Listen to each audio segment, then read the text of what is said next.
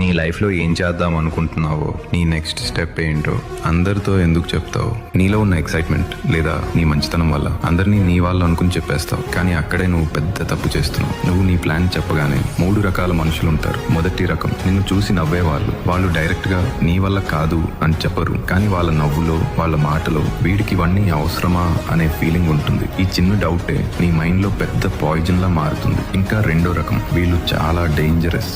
వాళ్ళు నీ ముందు నవ్వి ఆల్ ది బెస్ట్ బ్రో, నువ్వు పక్కా గెలుస్తావు అని అంటారు. కానీ వాళ్ళ కళ్ళలో జెలసీ, వాళ్ళ మనసులో నువ్వు ఓడిపోవాలి అనే కోరిక ఉంటుంది. వీళ్ళ నెగటివ్ ఎనర్జీ నిన్ను పైకి రానియకుండా చేస్తుంది. ఇక మూడో రకం, నీ ఐడియాని కాపీ కొట్టేవాళ్ళు. నువ్వు కష్టపడి ఆలోచించిన ప్లాన్ ని వాళ్ళు సింపుల్ గా తీసుకుని స్టార్ట్ చేసేస్తారు. అప్పుడు నిన్ను నువ్వే అనుకుంటావు, ముందు చెప్పకుండా ఉండాల్సిందిరా అని. అసలు నిజం ఏంటంటే, నువ్వు నీ ప్లాన్ గురించి చెప్పినప్పుడు ఆ చిన్న సాటిస్ఫాక్షన్, ఆ చిన్న వావ్ అనిపించుకోవడం ఉంది చూడు, అదే నిన్ను చంపేస్తుంది. నీ బ్రెయిన్ అనుకుంటుంది అప్పుడే ఏదో సాధించేశాను అని. ఆ ఫేక్ ఫీలింగ్ వల్ల అసలు కష్టపడాలి అనే ఫైర్ నీ లోపలనే చల్లారిపోతుంది. అందుకే ఇప్పటి నుంచి నీ పనుల్ని సైలెంట్ గా చెయ్యి.